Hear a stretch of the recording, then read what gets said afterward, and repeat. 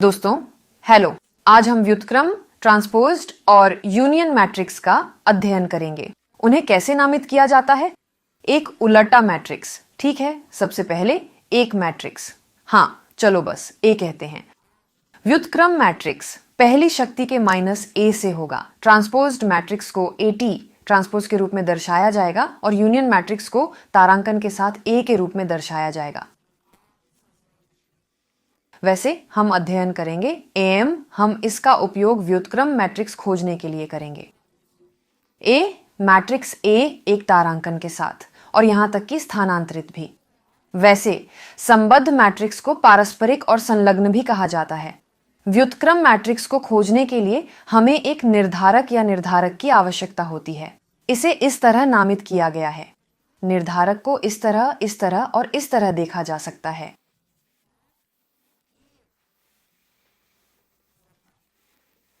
ये चार विविधताएं हैं। आइए शुरू करें। हमारे पास मैट्रिक्स A है। यह 3 गुणा 3 होगा। व्युत्क्रम मैट्रिक्स को खोजने के लिए हमें इस मैट्रिक्स को वर्ग होने की आवश्यकता है। 3 से 3, 2 से 2। हमारे पास 0, 1, 1, 1, 0, 0 और 0, 0, 1 होगा। दाईं? वह सही है। व्युत्क्रम मैट्रिक्स खोजने के लिए मैं यहां सूत्र को शीर्ष पर लिखूंगा क्योंकि हम इसे अक्सर संदर्भित करेंगे। पहली शक्ति के आरण के व्युत्क्रम मैट्रिक्स निर्धारक द्वारा विभाजित इकाई है, इसलिए निर्धारक 0 के बराबर नहीं हो सकता है और A मैट्रिक्स A पारस्परिक या संयोजन से गुणा करें, लेकिन यह स्थानांतरित हो जाता है। आइए पहले इस मैट्रिक्स के निर्धारक का पता लगाएं। चलो इसे इस तरह करते हैं। इस मैट्रिक्स का निर्धारक हम इसे कैसे ढूंढते हैं? मुझे आपके लिए चित्र बनाने के लिए अपने लाल मार्कर की आवश्यकता होगी, तो हमें चाहिए माइनस। हमें यह काम खोजने की जरूरत है। यहां काम होगा, यहां काम भी होगा। अब मैं आपको समझाऊंगा। तो पहले लाल भाग लेते हैं और दूसरा भाग नीला होगा। मैं अब एक मार्कर प्राप्त करने जा रहा हूं। मेरा हाथ देखो। हमें इस लाइन को गुणा करने की आवश्यकता है। इस लाइन को जोड़ें और इस लाइन को जोड़ें। नतीजतन हमें यह रेखा मिलती है 0 से 1। मैं यहीं लिखूंगा 0 से 1, फिर 1 से 0।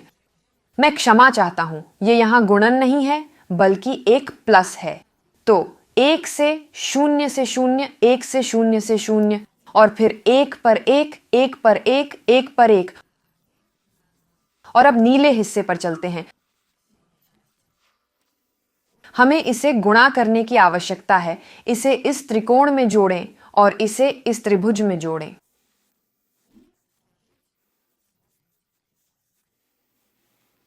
तो यह रेखा 0 पर 0 पर 1, 0 पर 0, 1 पर 1, 1 पर 1 और 0 पर 0, 0 पर 0 पर 0 है ना?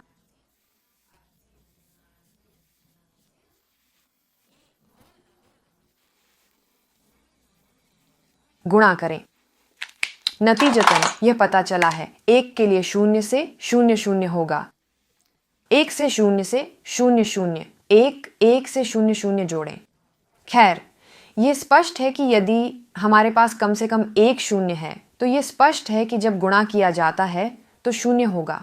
मैं यह भी कहना चाहता था, यहां आप इतने बड़े कोष्ठक लगा सकते हैं। क्यों?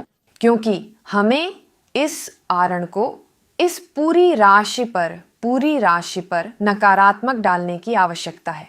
यह पता चला है कि चलो इस तरह एक कोष्ठक डालते हैं। -1 से 0, 0 से 0। हम 1 पर 1 जोड़ते हैं। 0 से 0 से 0 से 0 जोड़ें। नतीजतन ये 0 0 0 निकलता है ना? 0 -1 होगा। ये -1 निकला। इस सूत्र को फिर से लिखें क्योंकि अब मैं निर्धारक को मिटा दूंगा और -1 डालूंगा।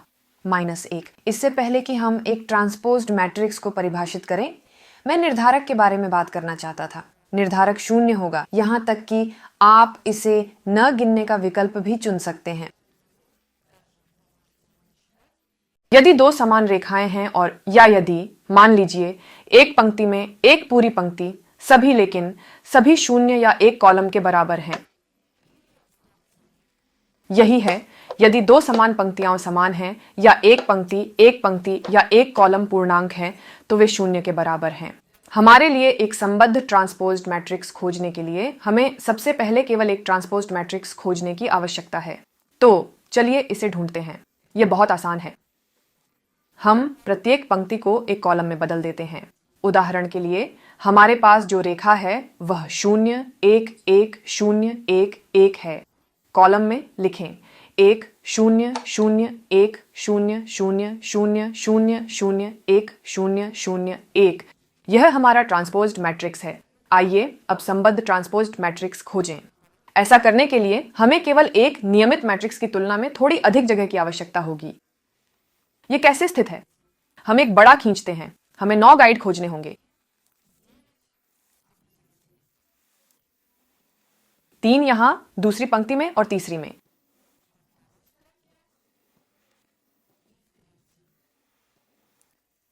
चलो एक समचतुर्भुज बनाते हैं। बस यहां यहां यहां यहां और हमें एक माइनस लगाने की जरूरत है। यह निर्धारक संकेत को बदल देंगे। मैं इसे मिटा दूंगा, इसका कोई मतलब नहीं है। हमने इसे बनाया बस इसलिए कि आप इस समचतुर्भुज को देख सकें। भ्रमित न होने के लिए पहले 50 अभ्यासों के लिए इस कार्य को करना सबसे अच्छा है।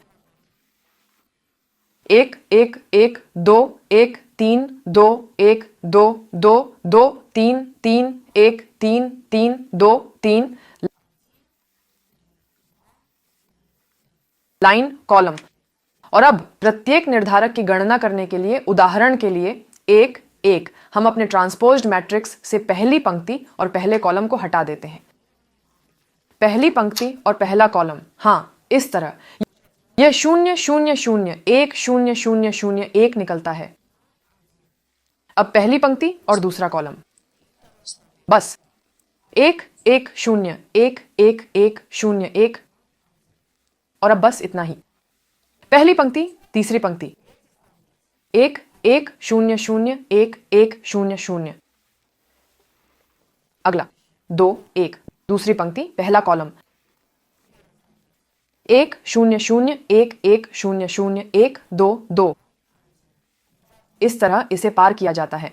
0 0 1 1 0 0 1 1 1 दूसरी पंक्ति तीसरी पंक्ति, बस 0 1 1 0 0 1 1 0। अब तीसरी पंक्ति पहला कॉलम 1 0 0 0 1 0 0 0 दूसरा कॉलम 0 1 0 0 0 1 0 0 और 3 3 0 1 1 0 0 1 1 0। आइए याद रखें कि हम 2 बाय 2 मैट्रिक्स के निर्धारक की गणना कैसे करते हैं। यह एक मिनी मैट्रिक्स है ना। यहां उदाहरण के लिए पहला है, हाँ 0 0 0 1। हमें इसके निर्धारक की गणना करने की आवश्यकता है। हम 0 को 1 से गुणा करते हैं और 0 को 0 से गुणा करते हैं, 0 से गुणा करते हैं, यह 0 निकलता है। यानी यहां हम 0 पर समाप्त होंगे।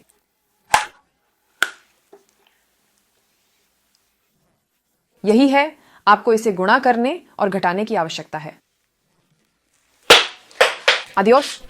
तो चलिए गुणा करते हैं 1 पर 1।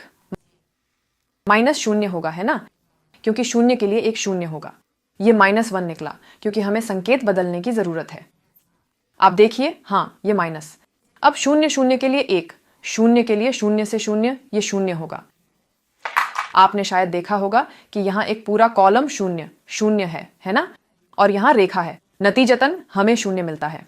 आइए करीब से देखें ताकि गिनती न करें बल्कि सीधे लिखें कि 0 होगा। उदाहरण के लिए हमारे यहाँ एक लाइन 0 है, इसलिए यहाँ निश्चित रूप से 0 होगा। यहाँ हमारे पास 0 का एक कॉलम है, जिसका अर्थ है कि यह भी 0 होगा। यहाँ भी कॉलम 0 है, इसलिए यह 0 निकलता है।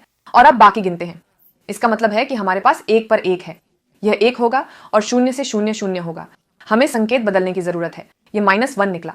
यहाँ यह दूसरा तरीका होगा 0 से 0। मुझे लिखने दो, 0 को 0 से गुणा करने दें। माइनस एक को एक से गुणा किया जाता है, एक को एक से गुणा किया जाता है।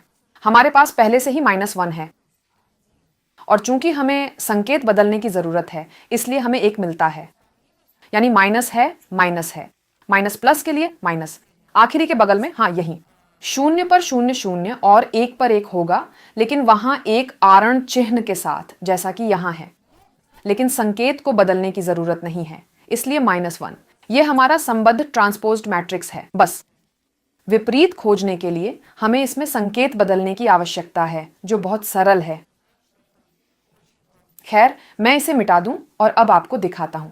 तो व्युत्क्रम मैट्रिक्स हमारे पास ये होगा। ये विभाजन क्या देता है?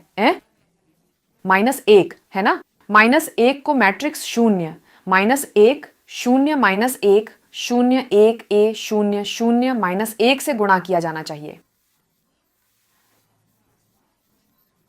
यही है, हमें मैट्रिक्स में प्रत्येक संख्या से अंतिम परिणाम माइनस को 1 गुणा करने की आवश्यकता है। ये यहां पता चला है, ठीक है। 0 पर हमेशा 0 होगा, क्योंकि 0 पर कोई भी संख्या 0 होगी। 0 0 0, हाँ यहां 0 है और यहां हम बस बदल देंगे। हमारे पास माइनस के लिए -1 होगा, 1 1 होगा, यहां भी 1 और यहां भी 1 और यहां -1 होगा। हम गणनाओं में बहुत आसानी से गलतियां कर सकते हैं क्योंकि वे छोटी हैं, लेकिन अंत में यह पता चलता है कि कभी कभी हम भ्रमित हो सकते हैं और बस एक माइनस डाल सकते हैं जहां एक प्लस होना चाहिए, या इसके विपरीत। इसे जांचने के लिए हमें बस अपने मैट्रिक्स ए को गुणा करने की आवश्यकता है, जो डेटा में है, इसके व्युत्क्रम से। आपको एक यूनिट मैट्रिक्स मिलेगा, है ना। हमें इसे गुणा करने की जरूरत है।